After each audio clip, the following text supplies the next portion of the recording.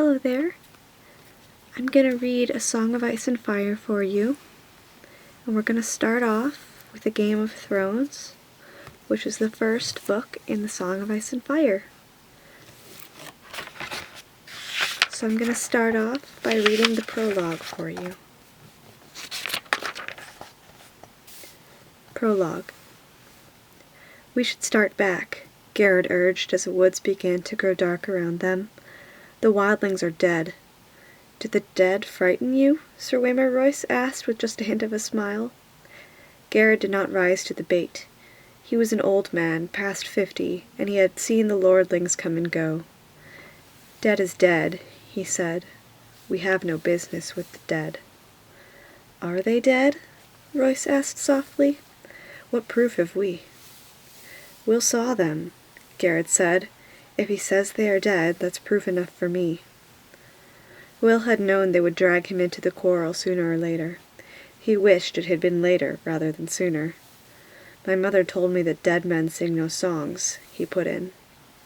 My wet nurse said the same thing, Will, Royce replied.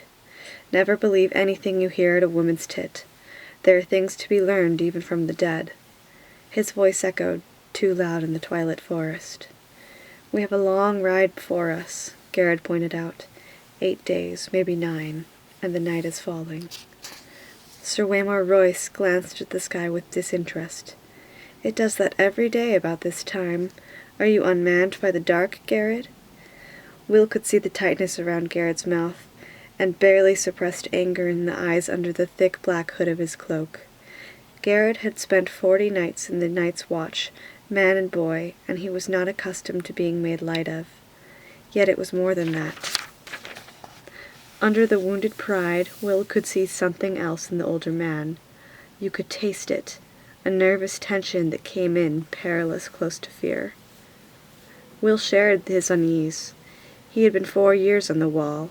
The first time he had sent beyond, all to the stories had come rushing back, and his bowels had turned to water. He laughed about it afterward. He was a veteran of 100 rangings by now, and the endless dark wilderness that the Southern called the haunted forest had no more terrors for him. Until tonight. Something was different tonight. There was an edge to this darkness that made his hackles rise. 9 days they had been riding, north and northwest and then north again, farther and farther from the wall, hard on the track of a band of wildling raiders. Each day had been worse than the day that had come before it. Today was the worst of all. A cold wind was blowing out of the north, and it made the trees rustle like living things. All day Will had felt as if something were watching him, something cold and implacable that loved him not. Garrett had felt it too, Will wanting nothing so much as to ride hell-bent for the safety of the wall, but that was not a feeling to share with your commander. Especially not a commander like this one. Sir Waymar Royce was the youngest son of an ancient house with too many heirs. He was a handsome youth of 18, grey-eyed and graceful and slender as a knife. Mounted on his huge black destrier, the knight towered above Will and Garrett on their smaller garrons. He wore black leather boots, black woolen pants, black moleskin gloves, and a fine supple coat of gleaming back ringmail over layers of black wool and boiled leather. Sir Waymar had been a sworn brother of the Night's Watch for less than half a year, but no one could say he had not prepared for his vocation, at least insofar as his wardrobe was concerned. His cloak was his crown and glory, sable, thick and black and soft as sin, but he had killed them all himself, he did. Garrett told the barracks over wine, twisted their little heads off, our mighty warrior. They had all shared the laugh. It is hard to take orders from a man you laughed at in your cups, Will reflected as he sat shivering atop his garron. Garrett must have felt the same. Mormont said, as we should track them, and we did. Garrett said, They're dead. They shan't trouble us no more. There's hard riding before us. I don't like this weather. If it snows, we could be a fortnight getting back, and the snow's the best we can hope for. Ever seen an ice storm, my lord? The lordling seemed not to hear him. He studied the deepening twisting in the half-bored, half-distracted way he had. Will had ridden with the knight long enough to understand that it was best not to interrupt him when he looked like that. "Tell me again what you saw, Will. All the details. Leave nothing out." Will had been a hunter before he joined the night's watch. Well, a poacher in truth. Mallister free riders had caught him red-handed in the Mallister's own woods, skinning one of the Mallister's own bucks, and it had been a choice of putting on the black or losing a hand. No one could move through the woods as silent as Will, and it had not taken the Black brothers long to discover his talent.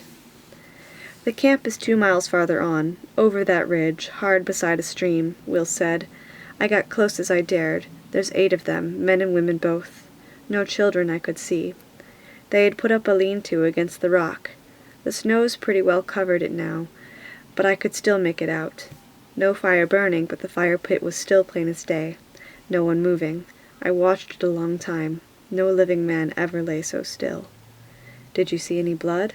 "Well, no," Will admitted. "Did you see any weapons?" "Some swords, a few bows. One man had an axe, heavy-looking, double-bladed, a cruel piece of iron. It was on the ground beside him, right by his hand." Did you make note of the position of the bodies?" Will shrugged. "A couple are sitting up against the rock, most of them on the ground, fallen-like." "Or sleeping," Royce suggested. "Fallen," Will insisted. "There's one woman up in an ironwood, half hid in the branches, a Far Eyes." He smiled thinly. "I took care she never saw me. When I got closer, I saw that she wasn't moving neither." Despite himself, he still shivered. "You have a chill?" Royce asked. "Some," Will muttered. "The wine, my lord." The young knight turned back on his grizzled man-at-arms. Frost-fallen leaves whispered past him, and Royce's destrier moved relentlessly. "What do you think might have killed these men, Garrod?" Sir Wymer Royce asked casually. He adjusted the drape of his long sable cloak. "It was the cold," Garrod said, with iron certainty. "I saw men freeze last winter, and the one before, when I was half a boy. Everyone talks about snows 40 foot deep, and how the ice wind comes howling out of the north. But the real enemy is the cold. It steals up on you quieter than will, and at first you shiver, and your teeth chatter, and you stamp your feet and dream of mulled wine and nice hot fires. It burns, it does. Nothing burns like cold. But only for a while. Then it gets inside you and starts to fill you up, and after a while you don't have the strength to fight it. It's easier just to sit down or go to sleep. They say you don't feel any pain toward the end.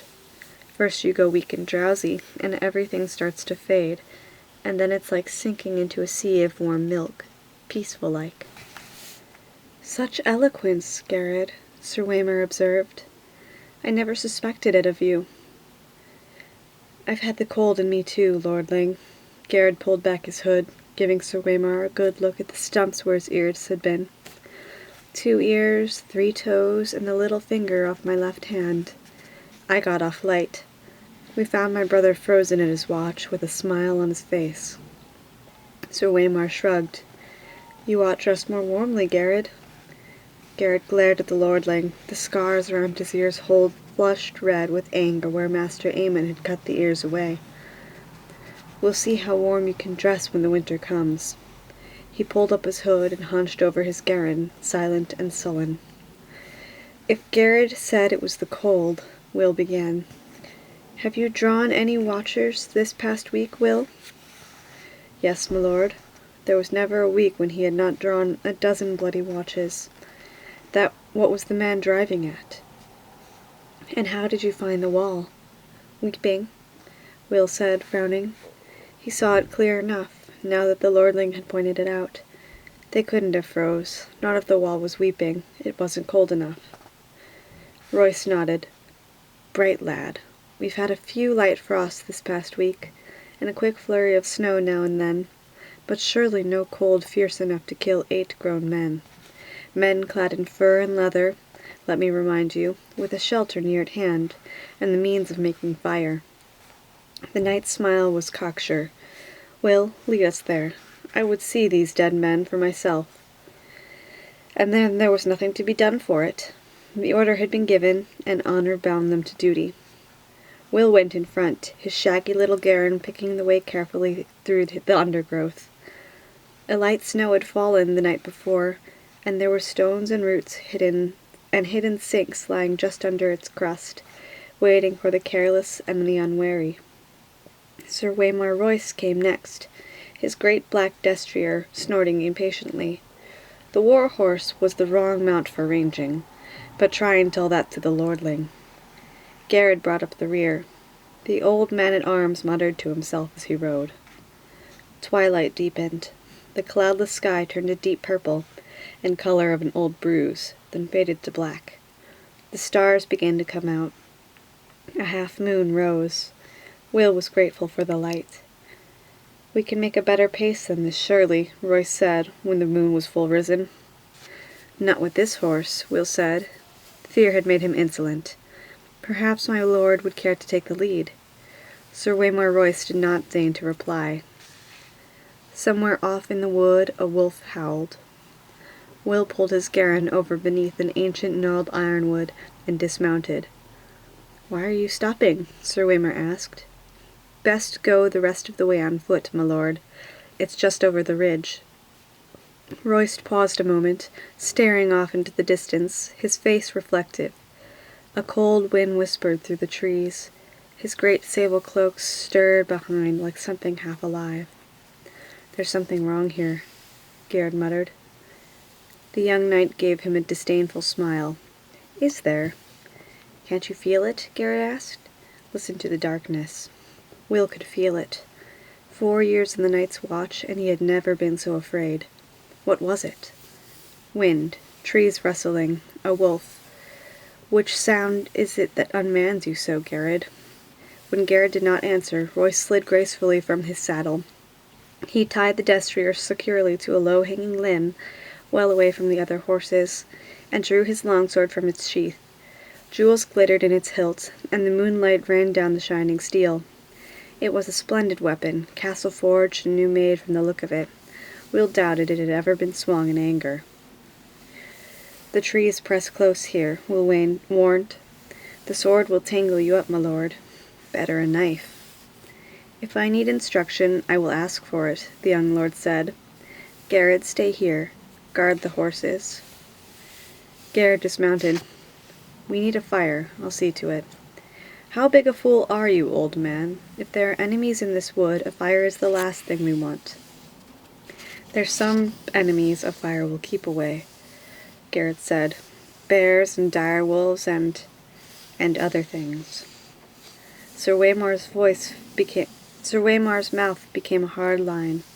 "No fire." Garrod's hood shadowed his face, but Will could see the hard glitter in his eye as he stared at the knight. For a moment he was afraid the older man would go for his sword. It was a short, ugly thing, its grip discolored by sweat, its edge nicked from hard use. But Will would not have given an iron bob to the lordling's life if Garrod pulled it from his scabbard. Finally, Garrod looked down. "No fire," he muttered, low under his breath. Royce took it for acquiescence and turned away. "Lead on," he said to Will. Will threaded their way through a thicket, then started up the slope to the low ridge where he had found his vantage point under a sentinel tree. Under the thin crust of snow, the ground was damp and muddy, slick footing with rocks and hidden roots to trip you up. Will made no sound as he climbed. Behind him, he heard the soft metallic slither of the lordling's ringmail, the rustle of leaves, and muttered curses as reaching branches grabbed at his longsword and tugged on his splendid sable cloak. The great sentinel was right there at the top of the ridge, where Will had known it to be, its lowest branches a bare foot off the ground. Will slid in underneath, flat on his belly in the snow and the mud, and looked down on the empty clearing below. His heart stopped in his chest. For a moment he dared not breathe. Moonlight shone down in the clearing, the ashes of the fire pit, the snow-covered lean-to, the great rock, the little half-frozen stream. Everything was just as it had been a few hours ago. They were gone. All the bodies were gone. "Gods!" he heard behind him.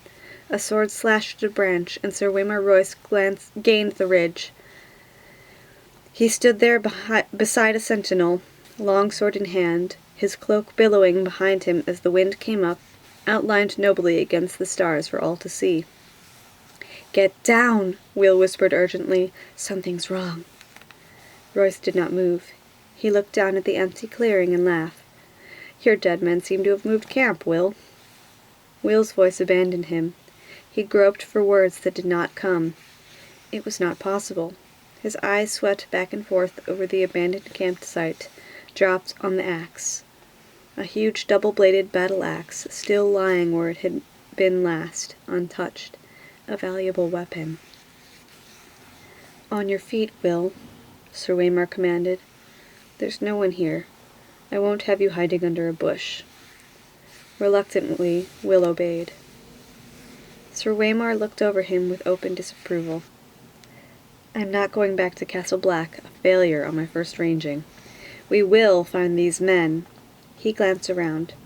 "Up the tree. Be quick about it. Look for a fire." Will turned away, wordless. There was no use to argue. The wind was moving.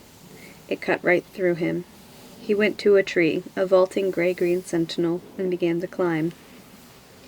Soon his hands were sticky with the sap, and he was lost among the needles. Fear filled his gut like a meal he could not digest. He whispered a prayer to the nameless gods of the wood, and slipped his dirk free of its sheath. He put it between his teeth to keep both hands free for climbing. The taste of cold iron in his mouth gave him comfort. Down below, the lordling called out suddenly, "Who goes there?" Will heard uncertainty in the challenge. He stopped climbing. He listened. He watched. The woods gave answer. The rustle of leaves, the icy rush of the stream, the distant hoot of a snow owl. The others made no sound. Will saw movement in the corner of his eye, pale shapes gliding through the wood. He turned his head, glimpsed a white shadow in the darkness. Then it was gone. Branches stirred gently in the wind, scratching at one another with wooden fingers. Will opened up his mouth to call down a warning, and the words seemed to freeze in his throat. Perhaps he was wrong. Perhaps it had only been a bird, a reflection in the snow, some trick of the moonlight. What had he seen after all? "Will, where are you?" Sir Waymar called up. "Can you see anything?" He was turning in a soft, slow circle, suddenly wary, his sword in hand. He must have felt them, as Will felt them. There was nothing to see. "Answer me! Why is it so cold?" It was cold. Shivering, Will clung more tightly to his perch. His face pressed hard against the trunk of the sentinel. He could feel the sweet, sticky sap on his cheek. A shadow emerged from the dark of the wood. It stood in front of Royce. Tall it was, and gaunt and hard as old bones, with flesh pale as milk. Its armor seemed to change color as it moved. Here it was white as new-fallen snow, there black as shadow, everywhere dappled with the gray-green of the forest of the trees. The patterns ran like moonlight on the water with every step it took. Will heard the breath go out of Sir Waymar Royce in a long hiss. "Come no farther," the lordling waned. His voice cracked like a boy's. He threw the long sable coat back over his shoulders to free his arms for battle, and took his sword in both hands. The wind had stopped. It was very cold. The other slid forward on silent feet. In its hand was a long sword like none had ever seen. No human metal had gone into the forging of that blade. It was alive with moonlight, translucent, a shard of crystal so thin it seemed almost to vanish when seen edge on. There was a faint blue shimmer to the thing, a ghost light that played around its edges, and somehow Will knew it was sharper than any razor. Sir Waymar met him bravely. "Dance with me, then." He lifted his sword high over his head, defiant. His hand trembled from the weight of it, or perhaps from the cold. Yet in that moment, Will thought, he was a boy no longer, but a man of the night's watch. The other halted. Will saw it in its eyes, blue, deeper and bluer than any human eyes, a blue that burned like ice. They fixed on the long sword, trembling on high, watching the moonlight running cold along the metal. For a heartbeat he dared to hope. They emerged silently from the shadows, twins to the first. 3 of them. 4. 5. Sir Waymar may have felt cold that came with them, but he never saw them, never heard them. Will had to call out. It was his duty, and his death, if he did. He shivered and hugged the tree, and kept the silence. The pale sword came shivering through the air. Sir Waymar met it with steel. When the blades met, there was no ring of metal on metal, only a high, thin sound at the edge of hearing, like an animal screeching in pain. Royce checked a second blow, and a third, and then fell back a step. Another flurry of blows, and he fell back again. Behind him, to the right, to left, all around him, the watchers stood, patient, faceless, silent, and shifting patterns of their delicate armor making them all but invisible in the wood. Yet they made no move to interfere. Again and again the swords met until Will wanted to cover his ears again, the strange anguish and keening of their clash. Sir Waymar was panting from effort now, his breath steaming in the moonlight. His blade was white with frost. The others danced with pale blue light. Then Royce's parry came a beat too late. The sword bit through the ringmail beneath his arm. The young lord cried out in pain. Blood welled between the rings. It steamed in the cold, and the droplets seemed red as fire where they touched the snow. Sir Waymar's fingers brushed his side. His moleskin glove came away, soaked with red. The others said something in a language that Will did not know.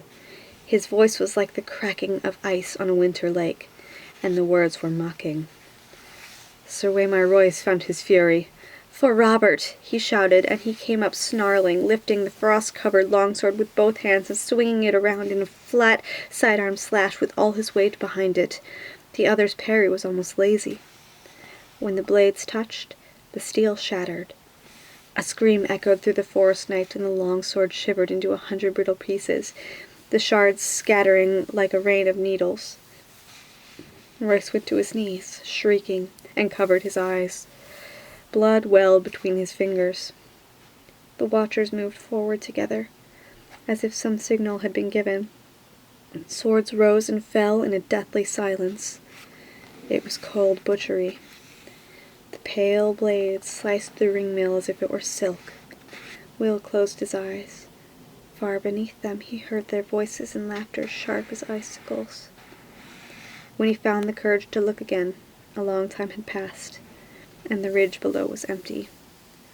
He stayed in the tree, scarce daring to breathe, while the moon crept slowly across the black sky. Finally, his muscles cramping and his fingers numb with cold, he climbed down. Royce's body lay face down in the snow, one arm outflung. The thick sable cloak had been slashed in a dozen places. Lying dead like that, you saw how young he was. A boy. He found what was left of the sword a few feet away, the end splintered and twisted like a tree trunk struck by lightning. Will knelt, looked around warily, and snatched it up. The broken sword would be his proof. Garrett would know what to make of it, and if not him, then surely that old Bear Mormont or Master Aemon. Would Garrett still be waiting with the horses? He had to hurry. He rose. Sir Waymar Royce stood over him.